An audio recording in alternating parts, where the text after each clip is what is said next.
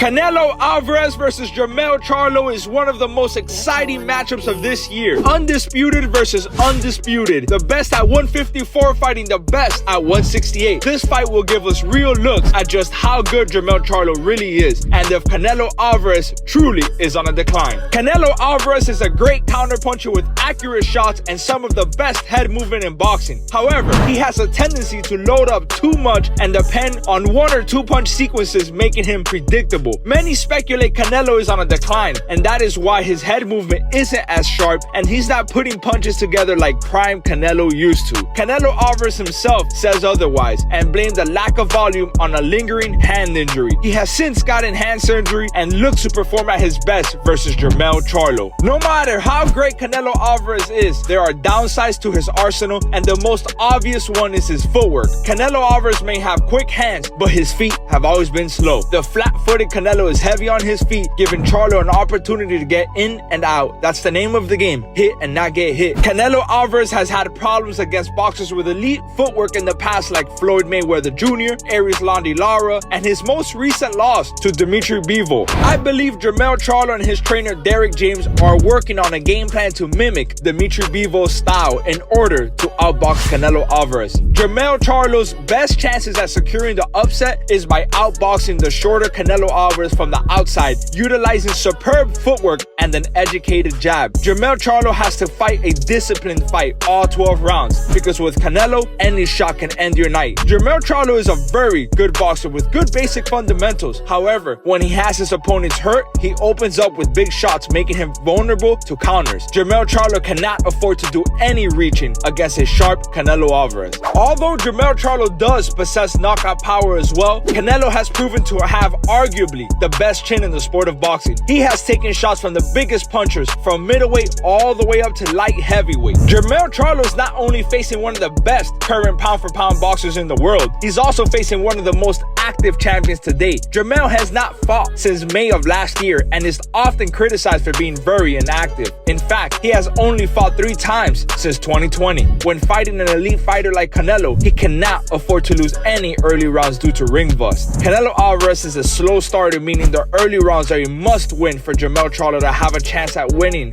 a decision over Canelo Alvarez. Unfortunately, this fight is happening a few years too late. Charlo versus Canelo would have made perfect sense when Canelo was campaigning at 154. At 154, Canelo Alvarez would have cut much more weight, which would have weakened the powerhouse in Canelo Alvarez. This stigma that Canelo Alvarez has earned the right to fight whomever he wants may very well be respected, but whichever way you want to look at it, Jermell Charlo has never fought above the 154-pound weight limit. And although Canelo may be a natural 154-pounder, he has been campaigning at 168 since 2018. Jermell Charlo is put at a complete disadvantage by not only having to jump up 2 weight divisions, but doing so in a matter of months. Anything can happen in the sport of boxing, but my prediction for this fight is the strength, constant pressure, slick head movement, and precise punch placement by Canelo Alvarez will secure him a late stoppage victory over a game Jermell Charlo. Comment down below who you got, how, and why. The Boxing Genius, Andrew Garcia. Leave a like, comment, and please subscribe.